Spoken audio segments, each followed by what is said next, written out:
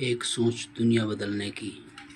आज हम देखते हैं साइंस जर्नी की आवाज़ में भविष्य पुराण को कुछ जानेंगे। उसमें क्या सच्चाइयाँ हैं और क्या लिखा हुआ है। हम बहुत कुछ जानने की कोशिश करेंगे साइंस जर्नी के थ्रू। धन्यवाद। तो इनकी अब किताब मैं खोलता हूँ कि इनकी एक किताब है भविष्य पुराण। और भविष्य पुराण में इन्होंने हर एक युग का वो बता रखा हुआ है कि किस युग में इनका कौन-सा वंश चला है, कौन-सी वंशावली चली है। तो ये हम शुरुआत करते हैं, गीता प्रेस गोरखपुर से छपी हुई है। प्रतिसर्ग पर्व का प्रथम खंड से शुरू करते हैं और ये सतयुग का वर्णन आता है, मैं ज़्यादा समय नहीं गवाऊँगा। फिर इसके बाद से त्रेता युग का आता है, तो आज मैं इन दोनों की बिल्कुल चर्चा नहीं करने वाला हूँ। आज हम शुरू करेंगे द्वापर युग से। और द्वापर युग में भी मैं आपको सिर्फ़ ये दिखाना चाहता हूँ कि ये बताने की कोशिश कर रहे हैं कि जो म्लेच्छ शब्द है, म्लेच्छ शब्द, तो आप सब जानते हैं कि म्लेच्छ जो वर्ड होता है, वो मुस्लिम्स के लिए प्रयोग किया जाता है। और इन्होंने धर्म ग्रंथ में अपने बाकायदे ये दिखाया है कि म्लेच्छ शब्द ये प्रयोग किए हैं, जो भी ईसाई है, यहूदी है या फिर जो मुस्लिम है, उसी के लिए म्लेच्छ शब्द प्रयोग करते हैं। तो अब यहाँ पे ये देखें क्या लिखते हैं कि ये बता रहे हैं कि कृष्ण के जन्म से बहुत पहले से ही म्लेच्छों का आना शुरू हो चुका था। समझ रहे हैं? अभी देखिए ये कैसे अवतार कराएँगे सबका। आदम हव्वा का भी ज़िक्र ये बताएँगे। आदम हव्वा का भी बताएँगे कि आदम हव्वा जो है वो भी विष्णु के प्रताप से, अवतार से कैसे जन्म लेता है। ये मुस्लिम आपको बताएँगे अल्लाह ने किया, ये बताएँगे विष्णु विष्णु ने किया। तो ये सारी जानकारियाँ मैं आप लोगों को दूँगा, आप देखते जाइए इनके इनके स्क्रिप्चर्स एक बार पढ़ लीजिए। जो लोग नहीं पढ़े हैं एक बार पढ़ लीजिए ताकि सब लोगों को पता चल जाए कि इन्होंने एक्चुअल में क्या-क्या लिखी हैं। और सबसे ख़ास बात कि भविष्य पुराण इनके 11 विश्वसनीय मतलब 18 विश्वसनीय पुराणों में से 11वाँ भविष्य पुराण है। विष्णु पुराण के अनुसार ये 11वाँ सबसे महत्वपूर्ण और सबसे विश्वसनीय पुराण है। तो वैसे तो 108 से भी ज़्यादा पुराण लिख रखे हैं, लेकिन 18 ही मान्यता प्राप्त है, तो ये मान्यता प्राप्त पुराण है। मतलब ये मत समझ लीजिएगा कि कोई ऐरा-गैरा है। तो यहाँ पे ये क्या बताते हैं कि भाद्रपद में देखिए बाकायदे जो है भाद्रपद के कृष्ण पक्ष की त्रयोदशी तिथि को शुक्रवार के दिन, देखिए यहाँ शुक्रवार भी प्रयोग किया गया है। और आप सब जानते हैं कि 5वीं-6ठी सदी तक ये सब दिन के नाम शुक्रवार ये शब्द तो नहीं था। तो ये देखिए बाकायदा यहाँ पे आप सब देखिए कि जो बुद्धिस्ट कैलेंडर है उसका प्रयोग किया गया है। बाद में जब हफ्ते का प्रयोग आ गया था उसके बाद ही ये किताबें लिखी गई हैं। तो ये देखिए शुक्रवार के दिन मुनियों के साथ प्रतिष्ठानपुर झूसी में आए। विश्वकर्मा ने यहाँ खूब बड़ा-सा इनके लिए राज्य-वाज्य सब बसा दिया। अब ये देखते जाइए आप मैं आपको क्या दिखाना चाहता हूँ वो ज़रा ध्यान से देखिएगा।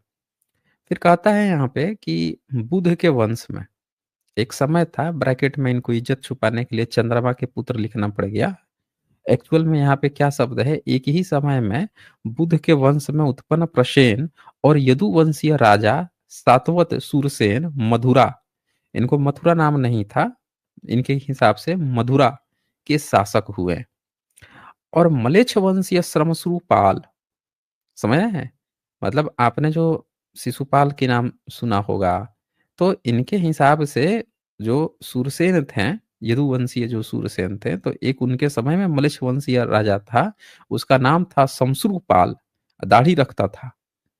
और किस देश का था? तो मरू देश का था, यानी कि अरब, ईरान, इराक इन सब देशों का था। उसको ये म्लेच्छ कह रहे हैं, उसके यहाँ के शासक हुए। तो ये बता रहे हैं कि द्वापर युग में भारत में बुध वंश में एक प्रसेन हुए थे, एक यदुवंश हुए थे और उधर अरब में कौन हुआ था? तो वहाँ पे शमशुपाल हुआ था, दाढ़ी रखता था बाकायदा, अरब, ईरान, इराक वहाँ का था। अब ये बताते हैं कि यहाँ से ना चीज़ें आगे बढ़ती हैं और सब 10-10 हज़ार साल तक शासन करते थे। तो ये जो कपोड़े हैं आपको आते हैं महाभारत 5000 साल पहले हुआ, उनके मुँह पर उठा के यहाँ चेप सकते हैं। ये 10-10 हज़ार साल, हर एक व्यक्ति जो है 10,000 साल शासन कर रहा है। देख रहे हैं राजा सवर्ण ने 10,000 वर्ष तक शासन किया। उसके पुत्र अर्चन हुए, उन्होंने भी 10,000 साल शासन किया। फिर उसके बाद से उनके बेटा हुए, वो भी अपने से आधे समय तक यानी 5,000 साल तक शासन किया। तो ये देखें यहाँ पे लाइन से बढ़ते जा रहा है, संख्याओं की कमी नहीं है, भर-भर के इन्होंने किया है। अब ये सारी चीज़ें आगे बढ़ती जाती हैं। फिर इसके बाद से दुष्यंत, शकुंतला ये सब लेके आ जाते हैं और फिर इसके बाद से लिखते हैं 18,000 वर्ष तक पृथ्वी पर शासन किया। देखिए इनके स कम ही नहीं हो रहा है, 18,000 फिर देखिए नीचे 10,000 साल तक शासन किया। ये सारी वंशावलियाँ चल रही हैं। देखते जाइए, मुख्य चीज़ अभी बाद में आएगी। अब यहाँ पे क्या होता है कि अब कुरु की बात आ जाती है। जिस कुरु वंश का ये लोग नाम रखे हैं कि कुरु वंश से महाभारत चला है, तो ज़रा ये देखिए महाभारत कुरु ने 12,000 साल तक शासन कर दिया। समझ रहे हैं? तो 12,000 इसके पुत्र जहू हो गए, जहू और जहू के सूरत हो गए, सूरत के पुत्र विदुरथ हो गए, विदुरथ के पुत्र सार्वभौम हो गए, जयसेन और उनके पुत्र अणव हो गए। अणव का शासन क्षेत्र समुद्र तक था, समझ रहे हैं? और उन्होंने अपने पिता के तुल्य वर्षों तक यानी कि 12,000 साल तक ऐसे शासन किया, सब 12,000 साल शासन कर रहे हैं। अणव के पुत्र अयुतायु हुए जिन्होंने 10,000 वर्षों तक शासन किया, देख रहे हैं? कुरु वंश में 1000 से मतलब नीचे तो कोई बात ही नहीं करा, 10-10 हज़ार इतना-इतना हज़ार साल। अयुतायु के पुत्र अक्रोधन और ऋच इनके पुत्र भीमसेन हुए, इनके दिलीप हुए, इन सभी राजाओं ने अपने पिता के तुल्य वर्षों तक यानी 12-12 हज़ार साल, 10-10 हज़ार साल तक शासन किया। फिर इसके बाद से दिलीप के पुत्र प्रतीप हुए, 5,000 साल तक शासन किया। मतलब ये जो 10,000, 12,000, 5,000 ये तो इनके मुँह में ऐसे है जैसे चिल्लर पार्टी है। कहीं भी जा रहे हैं, रास्ते में इन्होंने जो पूरे 1000 चुन-मंगों की गैंग बिछा रखी है, सबको एक-एक चून देते चल ले भई 10,000 ये ले तू 5,000 ये ले तू 12,000 मतलब कॉइन पे लिख दिया है 1200 कागज़ पे, ले भैया चुन ले, ले, ले। बाँट रहे हैं ऐसे मतलब आप हल्के में ले रहे हैं, भैया ये नंबर हैं, बाँट देंगे सारे चुन-मंगों को, देखिए बाँट रखा है। अब इसके बाद से आगे क्या होता है, अब संतनु उत्पन्न होता है भई। संतनु जो है इनके विचित्रवीर्य नाम का एक पुत्र उत्पन्न होता है, 200 साल तक शासन किया, बच्चा एक भी नहीं हुआ। देख रहे हैं? 200 साल तक। तो इन्होंने क्या लिखा कि विचित्रवीर्य के लिए उसका जो बड़ा भाई था, सौतेला भाई था, गया था 3 कन्या बनारस से उठा लाया था मार-पीट के सब लोगों को। स्वयंवर से ही उठा लाया था। ख़ैर वो तो अलग मुद्दा है, हम यहीं पे आते हैं। अब उसका जो है एक नियोगी पुत्र पांडु हो जाता है, इसमें शॉर्टकट मार दिया है सीधे कि उसका पांडु हुए। और उन्होंने 500 वर्ष तक शासन किया। अब बताइए, पांडु से 500 साल शासन करवा दिया। मतलब इसमें तो शासन वर्षों का तो कोई मतलब ही नहीं है, ऐसे फेंक रहे हैं मतलब 500, 1000, 10,000 इनके उनके पुत्र युधिष्ठिर हो गए। देखिए, उन्होंने 50 साल तक शासन किया और सुयोधन देख रहे हैं? उसका नाम एक्चुअल में सुयोधन था, बाद में इन लोगों ने दुर्योधन कर दिया है, इनकी किताबों में सुयोधन लिखा हुआ है यहाँ पे। तो सुयोधन जो है अब ब्रैकेट में दुर्योधन इनको समझाना पड़ रहा है कि भैया हम दुर्योधन की बात कर रहे हैं, तो सुयोधन ने 60 वर्षों तक राज्य किया। कुरुक्षेत्र में युधिष्ठिर के भाई भीमसेन से उसकी मृत्यु हो गई। तो ये इनका महाभारत था। अब 5,000 साल वाला आंकड़ा है, अब आप देखते जाइए आगे। अब प्राचीन काल में दैत्यों का देवताओं पर भारी संहार हुआ था।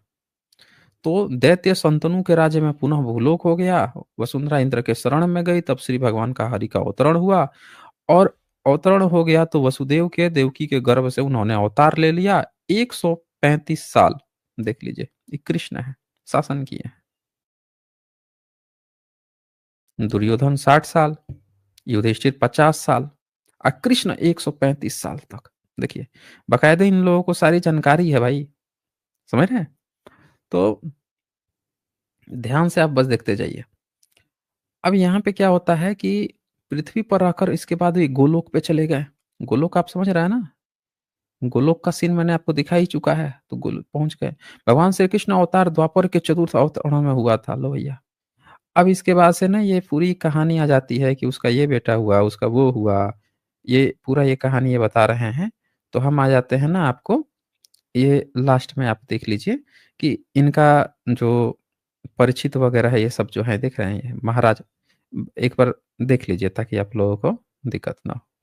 तो ये जो परीक्षित है, महाराजा मतलब युधिष्ठिर है, युधिष्ठिर के बाद से अभिमन्यु का पुत्र परीक्षित है, परीक्षित के बाद से जन्मेजय आ गया, जन्मेजय के बाद से शतानिक आया, शतानिक का यगदत्त हुआ, यगदत्त के पुत्र निश्चक्र हुआ उसका उष्णपाल हुआ, देखिए पाल वंश पहुँचा दिया इन्होंने। फिर चित्ररथ हुआ। अब ये जो इनकी वंशावलियाँ चल रही हैं ना, अभी मुश्किल से 5-10 वंशावलियाँ चल पड़ी है कि इसमें आप यह देख लीजिए, कि क्या लिखते हैं कि महाराज क्षेमक राज्य छोड़कर पग्राम चले गए, उनकी मृत्यु मलेच्छों के द्वारा हुई।